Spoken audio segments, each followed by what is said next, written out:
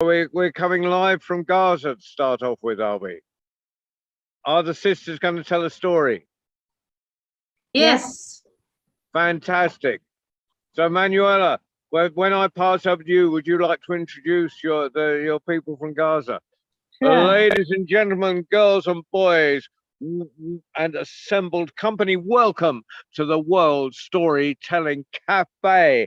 And tonight we are coming live, well, at least I'm coming live from the Kidsfield Crew Camp in Glastonbury Festival in the UK.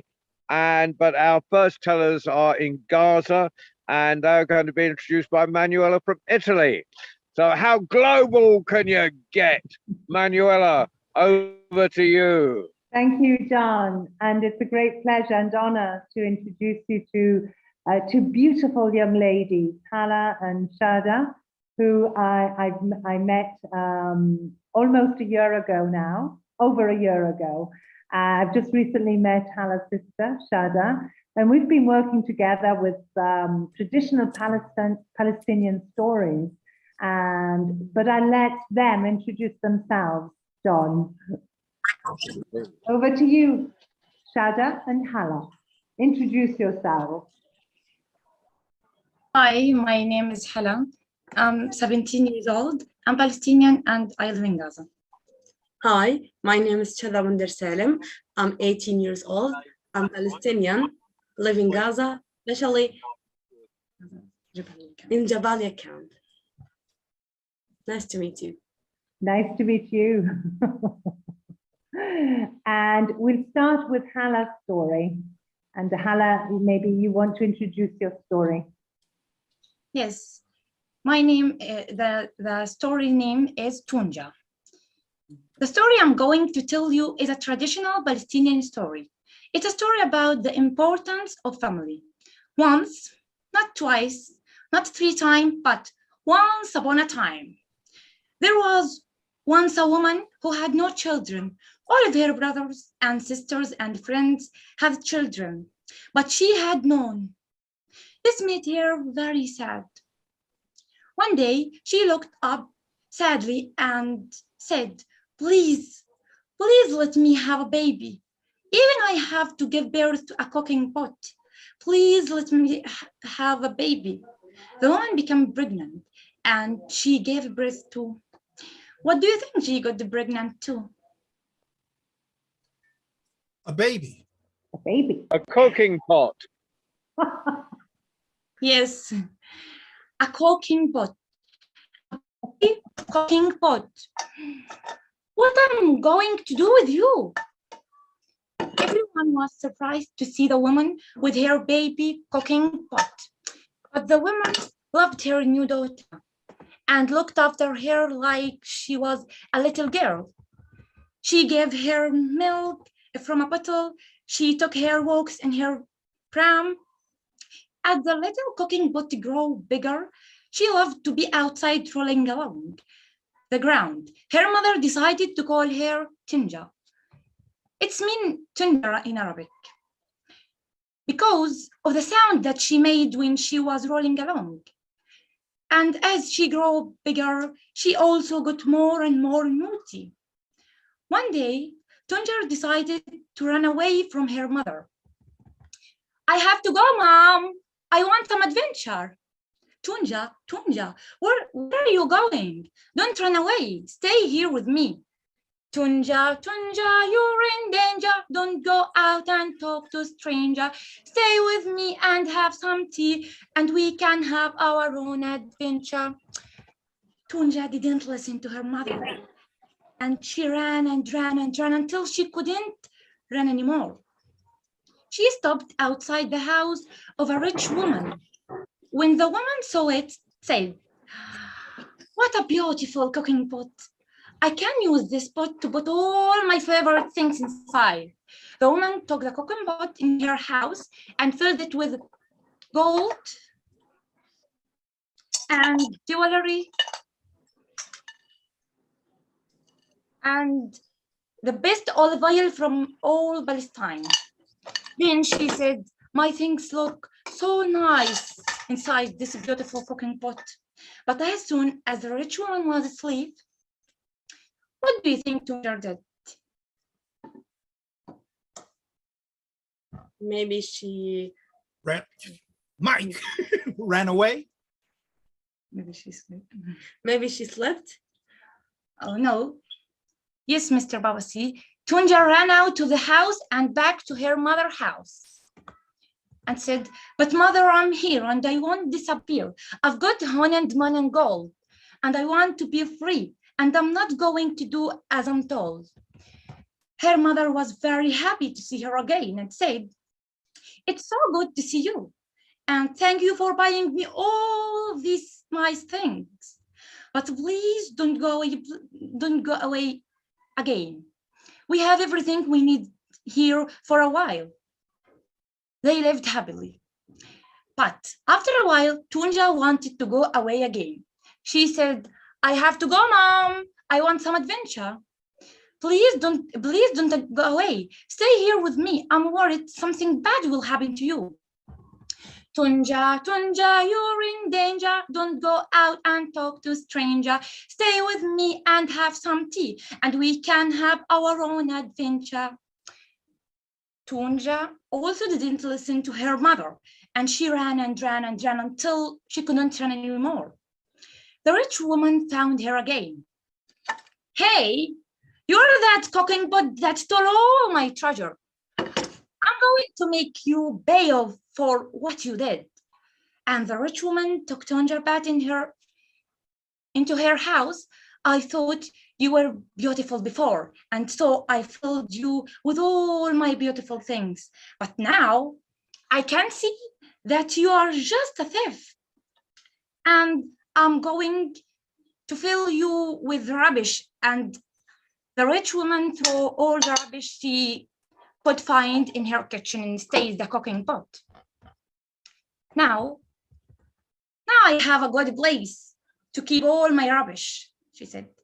But as soon as the rich woman was asleep again, Tunja ran out of the house and back to her mother's house, still with the rubbish inside her. So, what do you think her mom did when she saw the rubbish inside her? Mike. Maybe she cleaned her. Yes, her mother was very happy to see her again, and Tunja told her mother the truth about how she had taken things from the rich woman. Her mother said to her, "It's so good to see you. I'm so glad you come back. You're my daughter, and whatever you do, even if you do bad things, I will always love you." The woman took all the rubbish and she put it in the bin. Then she cleaned Tunja up, washed it. Her mother said, "Wherever you go in life, there will be people who are good to you and people who are bad to you. But I will always be here to help you when you need me. The first stage of growing up is to go away from your mother. The second stage is to come back to her." And Tunja never ran away again, and they both lived happily ever after. Thank you.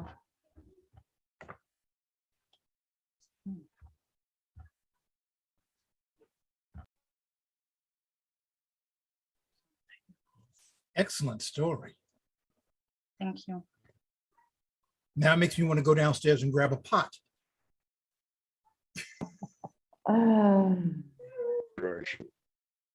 Thank you, Hannah. That was lovely.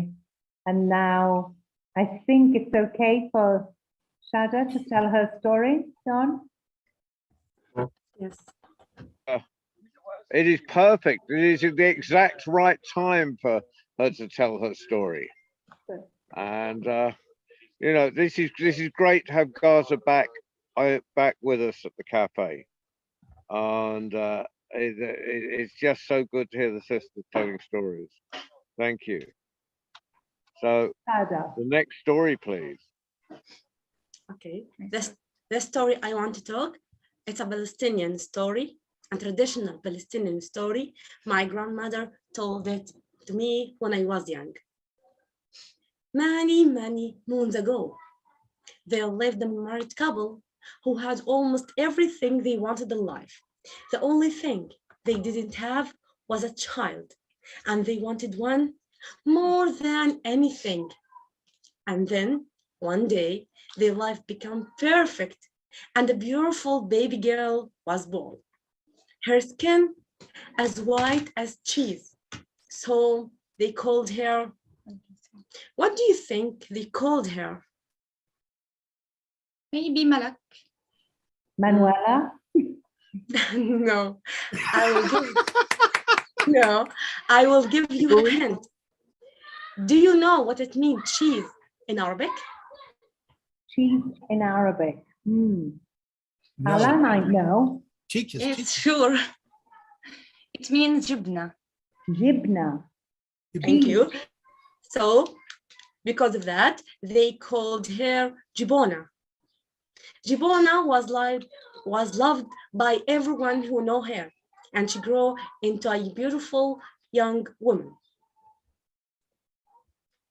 Many of the young men in the village wanted to marry her. So one day, while she was walking in the village, a man said to her, Jibona, would you like to drink tea with me? In Arabic, هل يمكنك أن تشرب الشاي معي? And another man said, Jibona, would you like to come to my house for a dinner? In Arabic, هل يمكنك أن تذهبي إلى منزلي لتناول العشاء? Another man said, not too so far, would you like to go for a walk with me? هل يمكنك أن تمشي معي? The other women in the village become jealous of Jibona, and they started to say, why does everyone like Jibona so much? لماذا الجميع يحب جبونة لهذه الدرجة? What does she have that we don't have? ما الذي تملكه هي ولا نملكه نحن? And they said, we think we should teach her a lesson. The young woman of the village asked Jibona to come to pick a fruit from the crestthorn trees with them. The crestthorn trees, if a tree have thorns that may hurt the people. Jibona, as white as cheese. Come with us to the crestthorn trees. The crestthorn trees were a long way, and it was a difficult journey to go there. But Jibona was the kind person who always wanted to help people. So she agreed to go with them. Of course, I will help you. They walked for many hours. When they finally got the place where the crestthorn trees were, they asked Jibona to climb one of the trees. So one of the young women said, go on, Jibona, climb to the top of the trees. And another woman said, higher, higher, Jibona. The third woman said, keep going, Jibona. Don't stop until you get to the top. When Jibona get the top of the tree, her body was scratched from the thorns, and she was crying in pain. The three women didn't care, and they lit a fire at the bottom, so Jibona couldn't get down. And they started to walk home, leaving Jibona in the tree. And one of the young women said, you're not beautiful now, Jibona, are you? Jibona, stuck in the tree. You can't get down, you can't get free. Jibona waited in the tree for many hours before the fire went out and she could get down. But now she was all alone and she didn't know her way home. She started to cry again. I don't want to be beautiful anymore. Being beautiful only gives me problems. Jibona took some soot from the fire and rubbed it into her arms and face. At the moment, the owner of the land rode by on his horse. He looked down to Jibona and thought she was his servant. He spoke angrily to her. what are you doing here? You should be looking after the sheep. Go and look after the sheep now. Gibona, Gibona, as black as night, stay with the sheep till the morning light. Gibona didn't know what to do. The owner land pointed to the sheep in the next field, and Gibona slowly walked over to them. And she sat down between them and started to cry again. What can I do? I don't know how to get home. I don't know if I will ever see my parents again. The sheep seemed to be really listening to her. And when she told her sad story, they also started to cry. And then the sky started to cry too. And the rain fell down on poor Gibona. But the rain washed her face and body clean. At the point, rich landowner come back. He looked down at Gibona and he saw that she was not his servant. He also saw that she was very beautiful. And he said, I'm so sorry. I thought you were my servant. Will you forgive me? Gibona told him the whole story of what happened to her. And as she did so, the owner land fell more and more in love with her. He got down on his knees and looked up into her eyes and said, do you think that one day you could marry me? Gibona, Gibona, as white as cheese. Marry me, marry me, marry me, please. And what do you think she said? Maybe. Why not? Maybe yes. I want to go home. Perhaps she said yes, perhaps she said not. This is an opening end.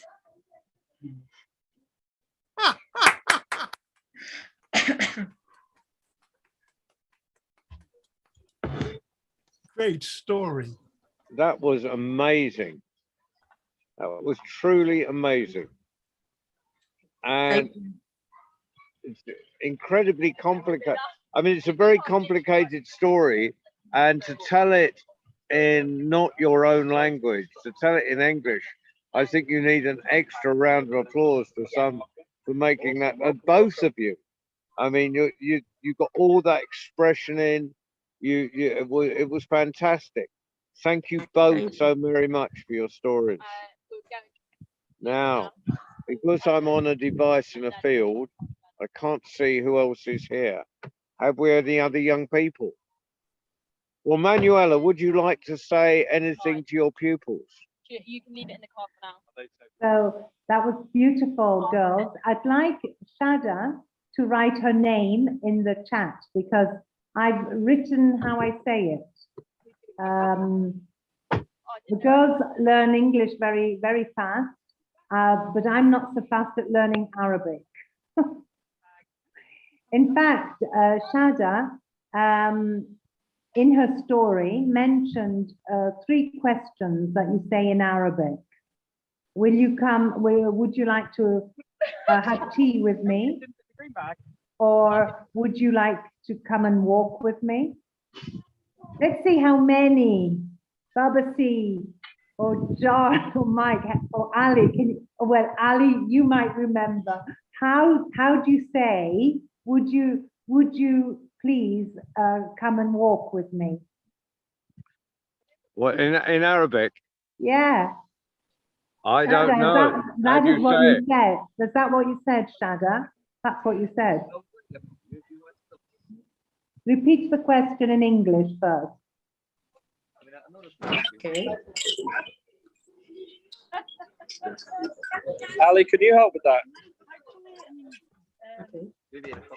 Okay, Would Can you you like repeat- to go can you for a repeat the walk with me? Would you like to go for a walk with me? With me. In Arabic. in Arabic? هل يمكنك أن تمشي معي؟ هل يمكنك أن تمشي معي? That's for woman, and for man هل يمكنك أن تمشي؟ I've put him on the spot. So Right. the promise is, John, that Shada and Hala are going to teach me Arabic. So if you're here in the next 10 years or so, maybe. Well, we've actually got other people here now. Yes. Davija, I think, has joined us. Princess Davija, are you ready? The Davija. reading room is coming in.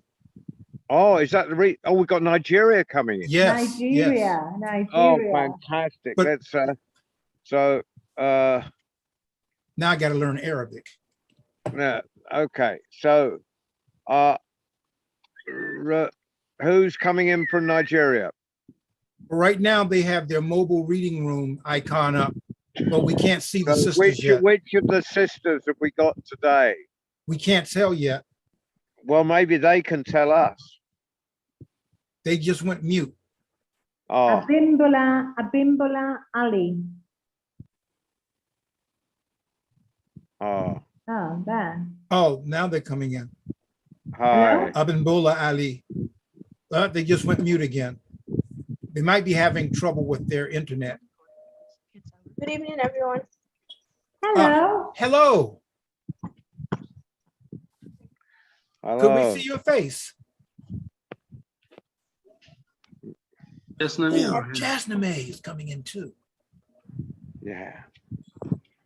So, and I've got a little girl here who will tell a poem for us, little Oh, Molly. So, shall we? Jasname, I was just gonna say Jasname turned 13 while she was on tour in Great Britain. Yeah. Ah, So that's right. She was with happy mine. birthday. Happy birthday from the other, and I think Mike went to a party, didn't you, Mike? Yeah. Yeah. You still you still gate crashing children's parties. Let's No, not Mama- go there. Molly, you want to come here and now I'm just sick. I'm going to introduce you to Molly here. This is Molly. She's Hello, one of our Molly. Glastonbury children, Hello. and she's going to do a poem. So, Molly, do you want to do a poem? Yeah. Go for it, Molly. It's called Porphytum. Tell us Bring to her come closer to forward, the- John. Come closer to here, so your face fills up the whole thing. Yep. I knew that was gonna She's also happen. got a sense of humor. Okay. A passionless old forky tail fed Bernice after 9. She truckled I to keep them, but they would not bite in line. The beggings knit bulletlins and guard the creatures great, and they would not take it tell and then she tell them nay to date. She kept them alone as late to say rain. But time there came a funner plump that slished them down the drain. Hey. Whoa. Whoa. And so Molly, as you can tell, is from Aberdeen, and she's way north of Elsa. So who have we got? Just not. Is Nigeria still with us? I can't see. Yes, John, they're writing in the chat.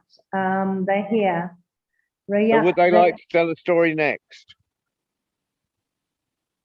Rihanna and Rydia, would you like to tell a story?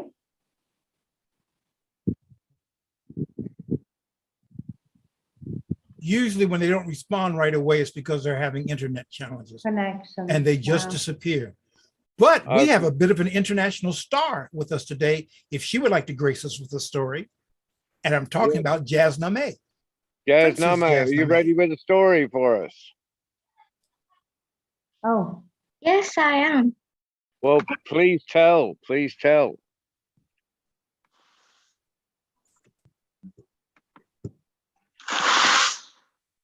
There you go. Can we see you? Oh, there you are. Please Hello start. everyone, my name is Jasname, and today I'm going to narrate you the story of King Midas. King Midas was a big king. He had a huge castle. He had everything. He had gold, but still he wanted more and more gold. He always wished for gold and wanted everything in his castle to be made of gold. One day, while sleeping, in his dream, he met a fairy. And the fairy asked King Midas, "What do you want? You are a very hard-working king, and you take care of everyone.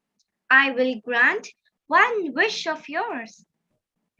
King Midas was excited, and so he wished for the thing he wanted, which was everything he touched turned into gold.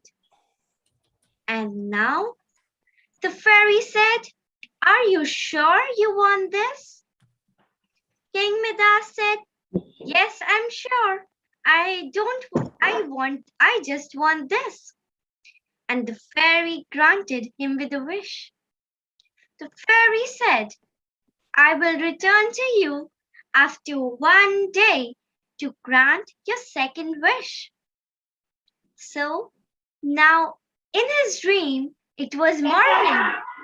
As he woke up from his dream, he thought he was granted with a wish.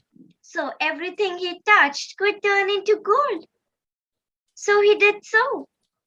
He kept his hand on his chair, and his chair turned into gold. Moving on, he touched his fountain. That too turned into gold. And when he was about to eat, his food turned into gold. Now he did not like this. Everything he was touching turned into gold. So he could not do anything. He could not eat, he could not sit. And so he had to stay with it because it was its wish. He moved on, and there he sat by the river. His daughter was running and calling him. As he touched his daughter to cuddle her, she also turned into gold. And King Midas was surprised. He cried a lot and prayed that he could get his daughter back, as she was turned into a statue of gold. Soon the day passed. Her daughter was still a statue lying there. He cried a lot and prayed a lot. And finally, the next night, that fairy came. And the fairy said, "What do you want, King Midas?"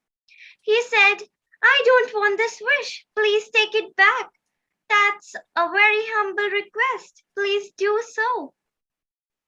And so the fairy said, "Are you sure, King Midas?" So the king said, "Yes, I'm very sure. I don't want gold anymore. I'm so happy with what I have. Please take it back." And so the fairy granted him with his wish. Now next morning as he woke up, he touched everything and everything remained the same. And so he ran to the river where his daughter was lying. She also was now awakened and she could move. King Midas had learned that everything he had was enough for him. Thank you.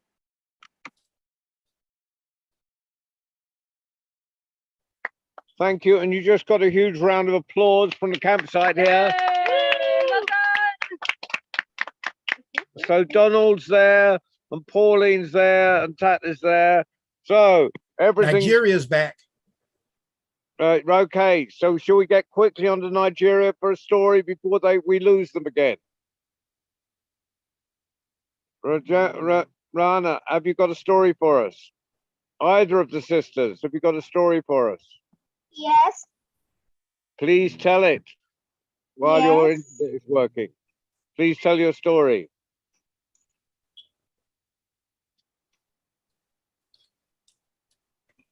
You can start when you My like. name is Radia Sadiq, and I live in Abuja, the capital of Nigeria.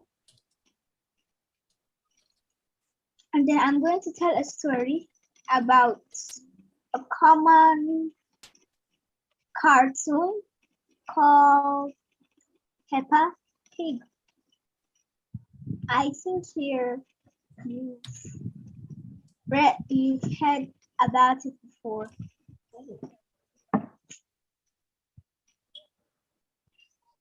Peppa is going to her very first sleepover.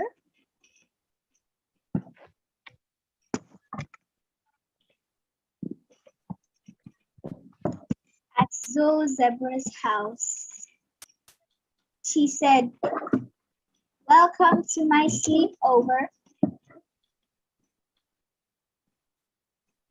When she went in, 4 of Peppa's friends were already there.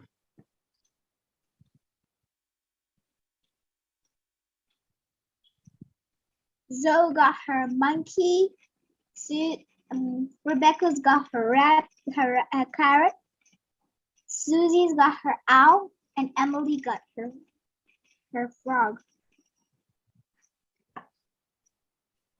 Don't stay up too late, girls, and don't be too loud.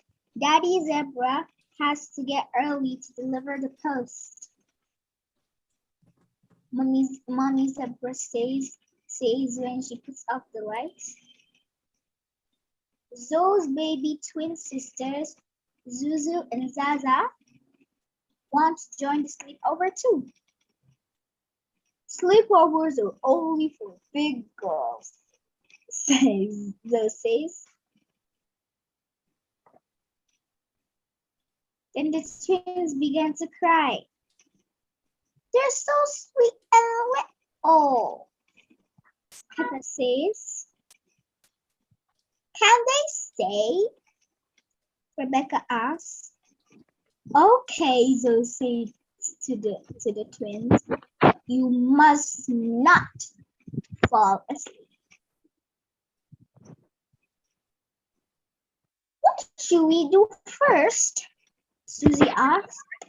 I'm having piano lessons. Listen. Zoe starts to pound on the keys.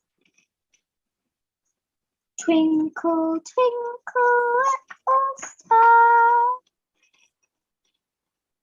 Mommy Zebra have woken up. Shh, you must be quiet so Daddy Zebra can sleep. Now, into your sleeping bags, please. Snort. What do we do now? Peppa asked. At sleepovers, there's always a midnight feast, Zoe says. It's when we eat things in secret, Susie says in a hushed voice. Shh, says Zoe as she leads the girls in the kitchen. They each grab a delicious fruit, perfect for a midnight feast. The floorboard creaks. Oh no! Mommy Zebra has woken up. You wake Daddy Zebra. No, who knows about bedtime too? The girls take turns. Once upon a time, there was a little fairy. Susie begins.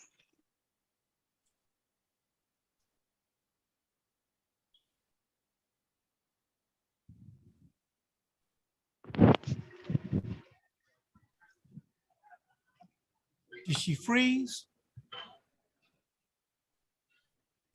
You know, sometimes the internet connection is like the Disney movie, Frozen. You just have to let it go, let it go. Let it go. Let it go. Shocking joke. It's a blessing and a curse. think we lost Jasmine May too. Yeah. No, Jasna May had to leave Uh, because I think she's visiting. She's still in England, I think. Is that right, Mike? Yeah. yes. Yeah. What a And I great think- feeling that must be to be on tour in a foreign country and have a birthday surrounded by people who love and respect you. And relatives. And right. She's looking for any storytelling opportunities here in England while she's here, if anyone knows of any. I'll just chuck that out there. Yeah. I've asked around some local schools to see if any have got something. 13 and internationally acclaimed. Yay! Okay, now, so is Nigeria no longer with us? We lost Nigeria, we lost Jasmine May, and we lost the wonderful ladies from, Gaza. right. Okay. Well, And Mike and Zahir. Pardon? And Mike and Zahir. From Oh America. yeah, and Mike and Zohair. Right. Right. Okay. So, have you got any comments on tonight's program, Baba C? I would shock you if I said no, but that's not going to happen. The young ladies from Gaza, they're sisters, but they have similar yet different storytelling techniques. And I appreciate them telling parts of the story in English, which is their English is really, really good. And then part of the story in Arabic, which I now got to learn because Manuela put me on the spot.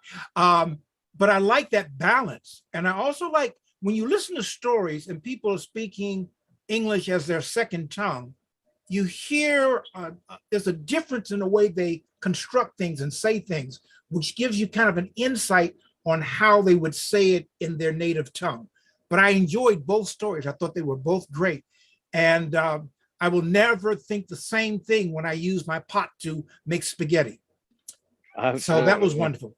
As for Radia, who unfortunately froze and then we lost her, I enjoy watching her grow as a storyteller. You can feel her thinking of her next words and what she's going to say, and her face is very, very expressive. For Jasmine May, who I admit I've adopted as my niece, I just think that she's having a wonderful experience. She's on tour. As I said earlier, and Mike kind of backed me up, she's on tour, she's telling stories, she's celebrating her birthday, she's making and meeting new people. I think her stories are always captivating. And I think that's about it for me right now. There's Molly from Aberdeen with her poem. Oh, yes. My bad. I thought that was a great poem. I thought it was great. The only downside to that was there was this old geezer who kept getting in the picture. But other than that, it was magnificent. Okay, that's right. You've said enough. Right, shut up. Right. Pauline, would you like to say anything about the young tellers you've seen today? It's so exciting to actually be here in a field watching the World Storytelling Cafe, and hearing all those amazing stories. Keep it up, guys. It was brilliant. I just love it. Yay. Donald, would you like to come and make hello and say anything about our young tellers? Yes, the young tellers I think were fantastic. You said there was an old geezer in the pictures, but I didn't see you. Right. Okay.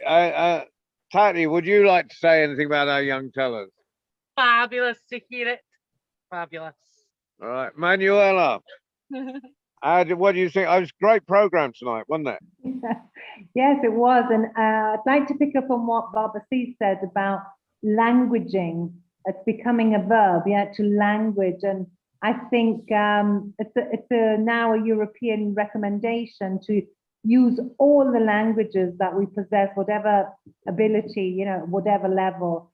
And I think, as you've often said, John, we want to hear more languages, even though the storyline's in English, but, that expression, that word.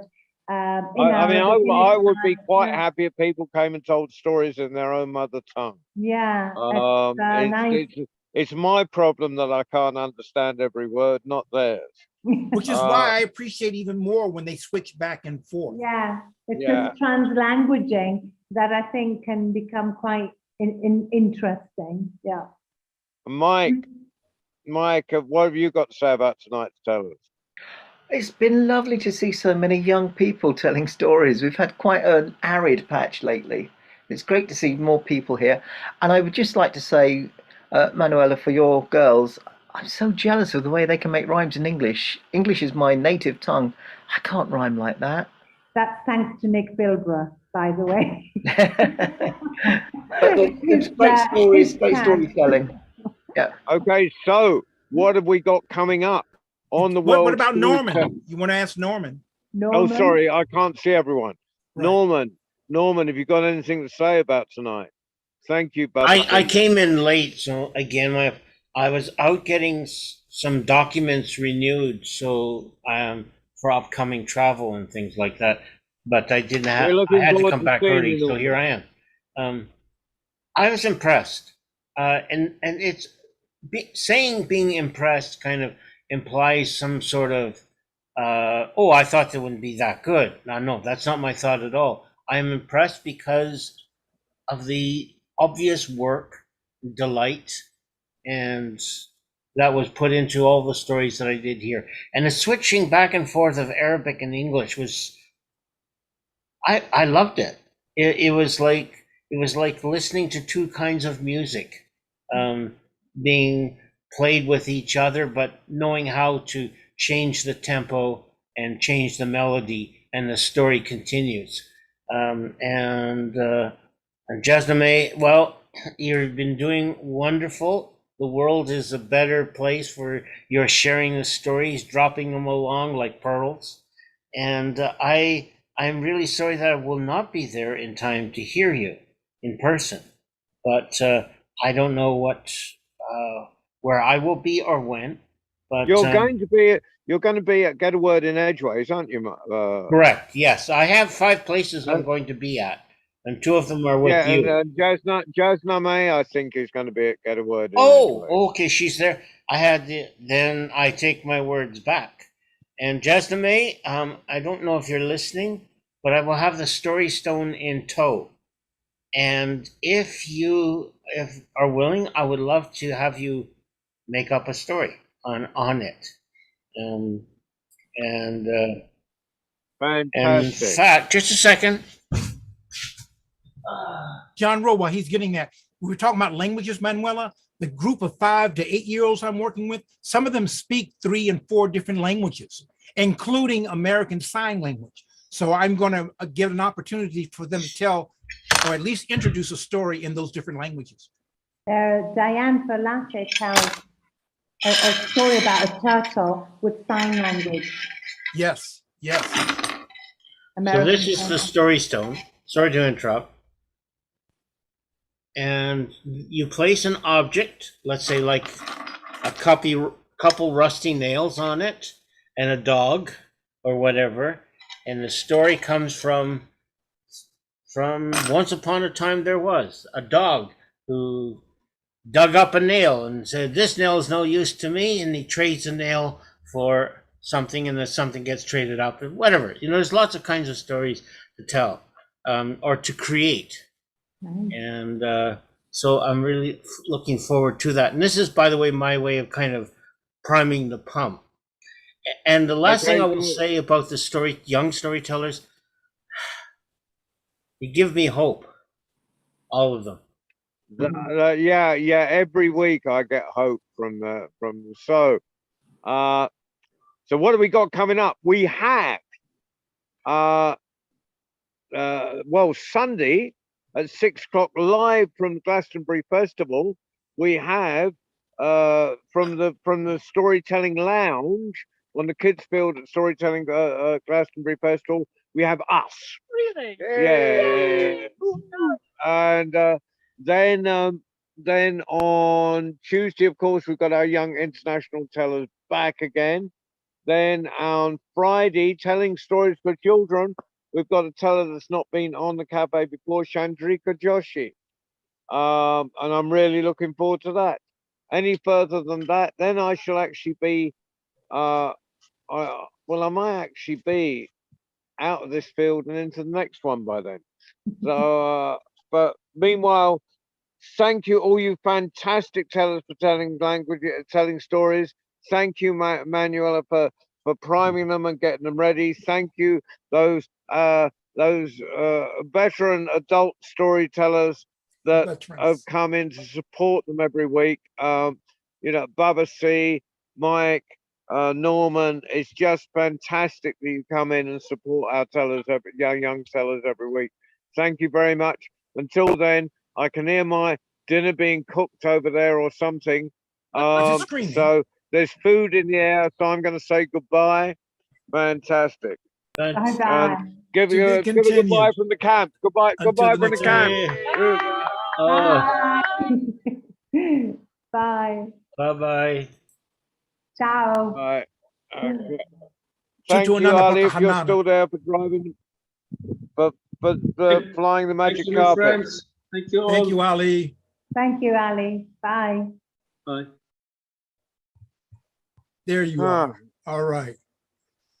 Enjoy your meal, John Rowe.